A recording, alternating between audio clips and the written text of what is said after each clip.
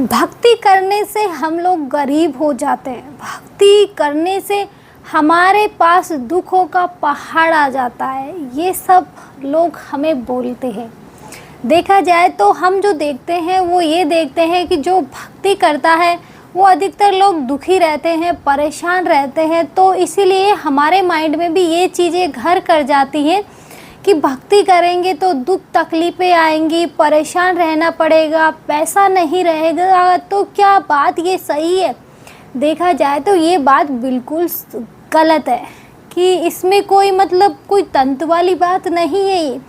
क्योंकि भक्ति से हमें कोई दुख सुख वैसे नहीं है कि हम भक्ति करेंगे तो दुख मिलेगा, नहीं। क्योंकि दुख हमारे प्रारब्ध के हिसाब से मिलता है, हमारे कर्म के हिसाब से। अभी जो हम कर्म कर रहे हैं उसके हिसाब से हमें फल नहीं मिल रहा। फल हमें पहले ही मिल चुका है, कि वो किस टाइम पे मिलेगा वो पहले ही निश्चित है। इसलिए बस हम भक्ति कर रहे हैं लेकिन परेशान हैं। तो ये हमारे कहीं कर्म रहे हैं, इसलिए आज हम परेशान हैं। तो लोग इसे ये नाम दे देते हैं कि भक्ति करेंगे तो परेशान रहेंगे, भक्ति करेंगे तो कंगाल रहेंगे। बहुत से लोग तो ये तक बोलते हैं कि भक्ति करने वाला अगर ज़्यादा भक्ति करता है तो उसके पास उसके जो ग्रह नक्षत्र होते हैं वो ऊपर नीचे हो जाते हैं, इस कारण से उनके पास धन नहीं आता है। तो ऐसा नहीं है। देखा जाए तो सुदामा को कौन नहीं जानता। भगवान श्री कृष्ण के परम मित्र थे और भगवान श्री कृष्ण के सबसे बड़े भक्त भी थे। तो उन्हें तकलीफ़ें थी, परेशान थे, खाने तक को कुछ नहीं मिलता था। लेकिन जैसे ही उनके प्रारब्ध में पैसे धन आया तो वो उनके पास आया ना, भगवान ने दिया ना। तो फिर हम लोग ये क्यों सोच लेते हैं भक्ति करेंगे तो गरीब हो जाएंगे, भक्ति करेंगे तो परेशान रहेंगे, तकलीफ़ें आएंगी। ऐसा बिल्कुल नहीं है। ये लोग अपने हिसाब से ही खुद भक्ति कर रहे हैं कि हम जो जैसे कि पॉडकास्ट होते हैं उसमें कुछ ना कुछ ऐसा हाईलाइट बोला जाता है जो शॉर्ट में डाला जाता है, जिसे हम देख के ये सोचते हैं हाँ भक्ति नहीं करनी चाहिए।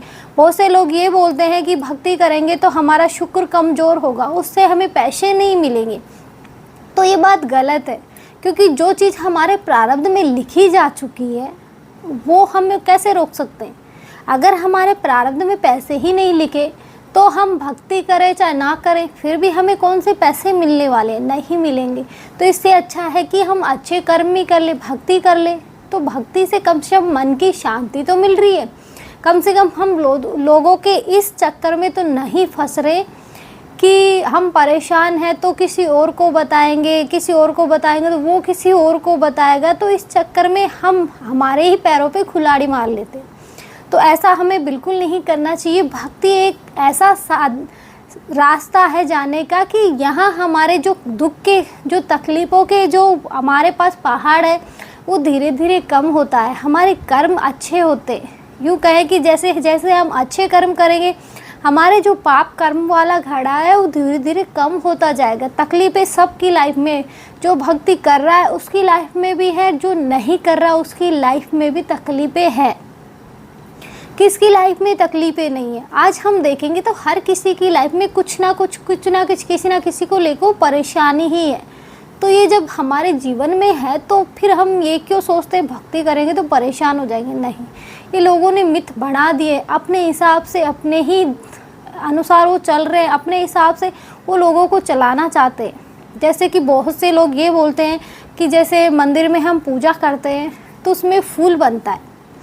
देखा जाए तो नॉर्मली जैसे बत्ती थोड़ी देर ज़्यादा जलती रहती है तो उसमें फूल बन जाता है, उसमें कोई दो राय नहीं है। लेकिन वहाँ लोग ये बोलते हैं कि डराने की कोशिश करते हैं कि वहाँ कुछ ऐसा बड़ी जो प्रेत विरेत है, कोई बड़ा बड़ी नकारात्मक शक्ति बैठी है, इसलिए उसमें फूल बन रहा है। क्या पागलों जैसी बातें कर रहे हो तुम? देखा जाए तो कभी हनुमान जी के मंदिर में देखना, हनुमान जी के मंदिर में गलती से फूल बन रहा होगा, तुम क्या बोलोगे यहाँ बड़ी शक्ति बैठी, बड़ी नकारात्मक शक्ति बैठी है। तो ये फालतू के लोग जो फालतू की चीज़ें बोल रहे हैं ना, ये ऐसे ही है। क्योंकि जिस जगह हम पूजा कर रहे हैं हमारे इष्ट वहाँ बैठे तो वहाँ नकारात्मक शक्ति कैसे आ सकती है? जिस देवता में हमारी श्रद्धा है, यहाँ तक कि हम घर में हनुमान चालीसा पढ़ते हैं तो क्या हम जो दीपक में फूल बन रहा है वो हनुमान चालीसा अगर नकारात्मक शक्ति है तो हनुमान जी तो उसे खुद मतलब भगाने की ताकत रखते हैं, वही जो है वही हमें इन चीज़ों से दूर रखते हैं। तो उनके सामने आने की किसकी हिम्मत है? जब ये नेगेटिव चीज़ें हैं तो पॉजिटिव चीज़ें भी तो है ना। नॉर्मली हमारे जो मेहंदीपुर बालाजी हैं जो भूतों को मतलब भगाते हैं कि भूत वहाँ जाते हैं तो जिसके अंदर है वो निकल जाता है, या वहाँ जाके कुछ किया जा मतलब जो मंत्र तंत्र किए जाते हैं वो सब करके वहाँ उन्हें छोड़ा जाता है। तो क्या उनमें इतनी ताकत नहीं है कि हनुमान चालीसा घर में पढ़ रहे फिर भी इतनी नेगेटिव चीज़ें आ जाए? ऐसा नहीं है। ये खाली हम लोगों को बेवकूफ़ बनाया जा रहा है ताकि हम उनके हिसाब से अपनी पूजा पाठ करें। देखा जाए तो हमें पूजा पाठ किसी के हिसाब से नहीं करनी चाहिए। मैं ये नहीं कहती आप मेरे हिसाब से करो, मैं ये नहीं कहती आप उसके हिसाब से, आप अपनी श्रद्धा के अनुसार करो कि आप कैसे कर सकते हो। लोग ये बोलते हैं सुबह 4 बजे उठ के पूजा करो, नहीं आप नहीं उठ सकते। तो ये कोई ज़रूरी है कि सुबह 4 बजे उठ के करेंगे तो ही भगवान अच्छे से फल देंगे? ये भी कोई ज़रूरी नहीं है। जब आपका मन हो कर लो, जब नहीं है तो नहीं है ना। जब ईश्वर चाहेगा आप तभी करोगे। कैसे कर लोगे अपनी मर्ज़ी से? क्योंकि सब कुछ, बहुत से लोग तो ये तक बोलते हैं कि जो हम बोल रहे हैं वो भी सब कुछ हमारी कुंडली में लिखा हुआ है, इसलिए फिर हम उसे बदल कैसे सकते हैं? बस हम कोशिश कर सकते हैं, जब तक हमारी बुद्धि काम कर रही है हम अच्छे काम करने की कोशिश कर सकते हैं। अगर आप लोगों को ये लगता है कि भक्ति करने से, पूजा पाठ करने से हमें तकलीफ़ें आ रही है तो आप मत करो। जब आपकी श्रद्धा ही नहीं है तो करके क्या करोगे? अगर आपकी श्रद्धा है, मन कर रहा है, लेकिन मन में वो वहम बैठा है कि नहीं पूजा पाठ करूँगा तो मेरे अंदर गरीबी आ जाएगी, पैसे की मुझे तंगी हो जाएगी, तो आप वैसे धर्म स्टार्ट कर दो कि जैसे किसी को दान पुण्य कर दिया वैसे कर दो। अगर आप ऐसा नहीं करना चाहते तो आपको इसमें किसी तरह की कोई रोक टोक नहीं है, आप अपने हिसाब से करिए। और जो लोग ये फैलाते हैं ना कि ये मतलब पूजा पाठ करोगे गरीब रहोगे, ये हमारे कर्मों के हिसाब से है जो लिखा गया है। अगर नहीं करेंगे तो भी हमें ये झेलना है, करेंगे तो भी हमें ये झेलना है, तो फिर हम कर ही लेना, क्यों नहीं? क्योंकि ईश्वर की शरण में तो है। अगर हम अच्छा करेंगे तब ईश्वर भी हमारे साथ अच्छा करेंगे ना। जब हम ईश्वर को ये समझेंगे क्या है, कुछ नहीं है, भगवान थोड़ी होते हैं, तो भगवान भी यही सोचेगा छोड़ इसको, क्या मतलब। लेकिन ऐसा नहीं है। ईश्वर हम चाहे कैसे भी, लेकिन वो हमारे साथ जब तक हमारे मतलब इतने पाप नहीं हो जाते कि घड़ा फूटने लायक हो जाता है, तब तक ईश्वर हमारी हेल्प करते हैं, हमें बार बार लाइन पे लाने की कोशिश करते हैं कि अभी भी वक्त है, सुधर जा। लेकिन नहीं सुधरने वाला तो नहीं सुधरता। इसलिए जब तक बुद्धि काम कर रही है बुद्धि के अनुसार काम करो और लोगों की फालतू बातों में ध्यान मत दो। क्योंकि बहुत से लोग ये बोलते हैं कि घर से निकलो, जब आप सब सक्सेसफुल होगे, तो ऐसा थोड़ी है, घर से निकल के कहाँ जाएंगे। और ऐसे ही एक लेडीज ने किया था कि मतलब वैसे ही किसी की वीडियो देख ली तो उसमें ये बोला कि तुम घर से जब तक नहीं निकलोगी, जब तक तुम मतलब जो तुम्हारे हाथों में पैरों में बेड़ियाँ पड़ी हुई हैं परिवार की, रिश्तों की, तब तक तुम कामयाब नहीं हो सकती। तो उसने भी सोच लिया मुझे कामयाब होना है, तो वो घर से निकल गई। यहाँ तक कि उसके बच्चे, उसका हस्बैंड, उसने सब छोड़ दिया कि मुझे कामयाब होना है, मुझे कमाना है। वो उस टाइम 1 रुपया नहीं, यूँ कहें कि जॉब कुछ पता नहीं कहाँ क्या करेगी, बिना सोचे समझे सब कुछ छोड़ छाड़ के चली गई। अब जब ये अचानक से तुम मनमाए जिसकी बातें सुन के अपना घर बर्बाद कर रहे हो, तो तुम्हें मतलब क्या मिलेगा? दुख ही मिलेगा ना, सुख किधर से मिल जाएगा? तुम ईश्वर पर भरोसा करो ना, कि ईश्वर ये बोलते हैं मुझ पे भरोसा करके तो देखो। जब हमें विश्वास ही नहीं है तो ईश्वर भी क्या कर सकते इसमें। तो उसने बिना सोचे समझे सब कुछ छोड़ दिया। अब बाद में दिक्कतें ये आई कि ना तो अब उसके पास खाने को, ना पहनने को, ना कुछ, मतलब जब नौकरी नहीं है, पैसे नहीं है, तो करे क्या करे, दर दर की ठोकरें खाने को मजबूर हो गई। तो अब उसी इंसान से पूछ कि अब मैं कहाँ जाऊँ, कैसे सक्सेस हूँ। तो ये फालतू के चक्रों में मत पड़ो, क्योंकि आजकल हमें कुछ भी दिखाया जाता है, कुछ भी हम देखते हैं, यहाँ तक कि हम शॉर्ट देखना ज़्यादा पसंद करते हैं। शॉर्ट में आधा अधूरी बात होती है, फिर हम उसे ही ग्रहण करके उस पर अमल करना शुरू कर देते हैं। तो हमें ये चीज़ें नहीं करनी चाहिए। तब तक आप पूरी बात जान ना लो कि बात है क्या, तब तक उस पर काम मत करो। बहुत से शॉर्ट में ये होता है, इस मंत्र का जाप करो आपके पास पैसों की बारिश होगी। क्या सच में ऐसा होता है? जब पैसे की बारिश हमारी कुंडली में नहीं है, हमारे भाग्य में नहीं है, तो किधर से हो जाएगी? हो जाएगी? नहीं होगी, कभी नहीं होगी। पैसों की भी बारिश जब भी होगी जब हमारे भाग्य में पैसे होंगे, हम मेहनत करेंगे। मंत्र जाप से ऐसा नहीं होने वाला। और हमें मंत्र जाप बिना किसी मतलब गुरु की आज्ञा के किसी भी मंत्र को जाप नहीं करना चाहिए, नहीं तो उसको फ़ायदा करने गए कभी नुकसान करके हम ही बैठ जाए। क्योंकि ऐसा होता है, क्योंकि मंत्रों में शक्ति होती है। और अगर गलती से हम मान लो काली माता का मंत्र जाप कर रहे, काली माता प्रसन्न हो गई, मतलब ज़्यादा करते गए, क्योंकि जब हमें लगता है कि मंत्र जाप करने से काली माता आ जाएगी, तो काली माता, तुम्हें हिम्मत है काली माता को देखने की? तो फिर तुम ये खाली पीली बिना सोचे समझे मंत्रों का जाप क्यों कर रहे हो? वो माता काली है। इसलिए मतलब मत फंसो इन चीज़ों में। जब तक तुम्हारे गुरु तुमसे नहीं बोले कि इस मंत्र का जाप करो, तब तक तुम्हें नहीं करना चाहिए। यहाँ तक कि गुरु भी तुम्हें सीधे ये नहीं बोलेंगे कि इस मंत्र का जाप करो। हाँ, जब वो तुम्हें गुरु मंत्र देंगे तो उसका जाप तुम्हें रोज़ करना पड़ेगा। कि उसका जैसे वो बोलेंगे एक माला करो या इस तरीके से इतने जाप करो, तो वो तुम्हें कंटिन्यू करने पड़ेंगे। लेकिन जैसे हम नाम जप लेते हैं तो उसकी अलग प्रक्रिया होती है। उसमें ये बोला जाता है कि पता नहीं कुछ करके मतलब ऐसे मतलब एक वो होता है जो कवच बनाया जाता है कि उस कवच के अंदर बैठ के जाप करना चाहिए। तब अगर कोई नेगेटिव चीज़ हम पर हावी होने की कोशिश करेगी तो वो नहीं होगी। इसलिए उसकी भी एक प्रक्रिया होती है। हमें बिना सोचे समझे किसी भी चीज़ में नहीं घुसना है। तुम मत सोचो तो आज परेशान हो, ऐसा नहीं हो कि इस परेशानी को तुम और बढ़ा लो। आज तुम थोड़ी अच्छी खासी लाइफ जी रहे हो, कम से कम 2 टाइम की रोटी बैठ के खा रहे हो, कि कहीं इससे भी तुम रह जाओ।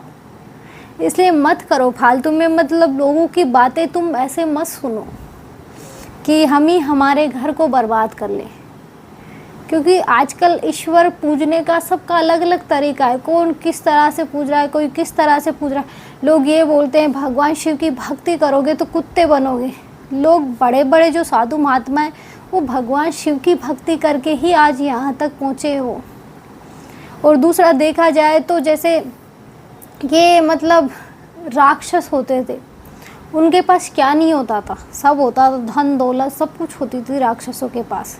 फिर भी वो भगवान शिव की ही भक्ति करते थे या ब्रह्मा जी की करते थे। भगवान नारायण की भक्ति वो कभी नहीं करते थे, क्योंकि भगवान नारायण में वैसे तो धन के देवता हैं, लेकिन मतलब जब वो होता है ना कि सबसे हमें मतलब सबसे जल्दी फल चाहिए होता है, तो भगवान शिव भोले हैं और भोलेनाथ सबसे जल्दी प्रसन्न होते हैं। या दूसरे नंबर पर ब्रह्मा जी आते हैं। तो राक्षसों में इतनी सहन शक्ति नहीं होती कि वो मतलब वेट कर सके, क्योंकि भगवान नारायण को प्रसन्न करना इतना आसान नहीं है। उनका मतलब लंबा प्रोसेस होता है। भगवान शिव भोले हैं, वो तो तुम्हारे एक लोटे से भी प्रसन्न हो जाएंगे। इसलिए मतलब अधिकतर जो आसानी रास्ता चुनते हैं वो भगवान शिव का ही चुनते हैं। तो क्या उनके पास धन दौलत नहीं होती? ऐसा नहीं है। तुम मतलब क्या बताऊँ, मेरे को खुद को समझ में नहीं आ रहा कि करे तो क्या करे, कि मतलब लोगों की सुनी सुनाई बातों से हम अपना ही नुकसान कर रहे हैं। तो मत करो ऐसी भक्ति, मत करो ऐसे मंत्र जाप, कोई फ़ायदा नहीं है। क्योंकि तुम्हें उसका ना तो फल मिल रहा ना कुछ, तुम्हारा ही नुकसान कहीं हो ना जाए। इसलिए बचो इन चीज़ों से, क्योंकि हर चीज़ की एक लिमिट होती है। अगर हमने वो लिमिट क्रॉस कर दी तो कहीं हम पे ही हावी ना हो जाए वो चीज़ें। क्योंकि बहुत से आपने मतलब वीडियो देखी होगी कि लोग मतलब पैसे के लिए मतलब अप्सराएं सिद्ध करते हैं। ये चीज़ें सुनी होगी आपने कि जैसे अप्सरा सिद्ध कर ली तो वो आपको सब चीज़ें ला के दे रही है, आपके पास धन दौलत सब कुछ हो गया। लेकिन उसे भी तो कुछ चाहिए ना आपसे, कि वो भी तो आपसे कुछ लेगी फोकट में, वो आपको कुछ नहीं दे रही। कि उसे भी जैसे अप्सराएं होते हैं तो उन्हें काम चाहिए होता है। अगर जेंट्स है तो, और लेडीज होती है तो उसे भी चाहिए। जेंट्स के लिए लेडीज आती है, लेडीज़ के लिए जेंट्स आता है, तो इस तरह से चीज़ें आती है। लेकिन अब उसे भी तो कुछ चाहिए, लेकिन हम इंसान और वो एक अप्सरा, तो हम में इतनी ताकत नहीं है। फिर लोग मतलब ढूंढते फिरते हैं तो कि कोई मुझे बचा लो, कि मेरे पास सब कुछ है, बस मैं ही नहीं हूँ, क्योंकि मेरे में शक्ति नहीं है, कि मेरे में तो जान है ही नहीं, कि मैं कहाँ 80-85 किलो का, आज मैं 30 किलो का हो गया हूँ। तो क्या करोगे ऐसे जीवन का? इसलिए मत पड़ो इन चक्रों में, क्योंकि बहुत से लोग ये बोलते हैं 3 दिन में सिद्ध हो जाती है, बहुत से बोले 21 दिन में सिद्ध होती है। तो इन चीज़ों में मत घुसो, क्योंकि जो तुम शांति से अभी लाइफ जी रहे हो ना, वो बहुत अच्छी है। नहीं तो फंस गए तो ये समझो ज़िंदगी भर पछताना पड़ेगा, और हो सकता है तुम्हारे बाद तुम्हारे परिवार वाले भी पछताए। इसलिए हो सके जितना इन तंत्र मंत्रों से बचो, ऐसी ही मेरी आप लोगों से प्रार्थना है। बाकी मेरा कोई मतलब इसमें स्वार्थ नहीं है कि मैं ये बोल रही हूँ कि आप इन्हें नहीं करोगे तो मेरी मतलब मेरा कोई भला होने वाला है, मेरा इसमें कुछ फ़ायदा नहीं है। बस मैं तो ये जो मुझे मतलब नॉलेज है, हमारे जो गुरु बताते हैं, वो ही चीज़ें मैंने आपसे शेयर की है, कि बिना मतलब, क्योंकि मैंने खुद ने भी मतलब एक चीज़ें मैंने मतलब मुझे भी शुरू में चाव चढ़ा था कि मुझे नाम जप करना है। तो जब हमने हमारे गुरु से मैंने मतलब वैसे ही नॉर्मली स्टार्ट किया, 2 दिन किया, उसके बाद मैंने हमारे मतलब मेरे जो हस्बैंड है उन्होंने अपने गुरु से पूछा कि हमें मतलब नाम जप चाहिए। तब हमारे गुरुजी ने बताया था कि अभी तुम इस तरह से नाम जप मत करो, क्योंकि कहीं तुम्हें तकलीफ़ ना हो जाए, इसलिए नाम जप पहले प्रॉपर तरीके से तुम नाम जप लो। उसके बाद एक प्रोसेस होती है, उसी के ज़रिए तुम नाम जप करो, बिना कोई कारण के तुम नाम जप मत करो, क्योंकि जब तक तुम्हें नाम जप नहीं मिल जाता तुम किसी भी मंत्र का जाप मत करो। तुम्हें गुरु मंत्र मिला हुआ है, बस उसका जाप कर लो, बाकी तुम अभी किसी मंत्र का जाप मत करो। इसलिए मतलब ये चीज़ें जितनी ना हो उतना ही अच्छा है, कहीं हम अच्छे करने के चक्कर में और गड्ढे में चले जाएं। इसलिए जितना हो सके बचो। आज के लिए इतना ही। जय श्री राम। मिलते हैं नेक्स्ट वीडियो में, तब तक के लिए जय श्री राम।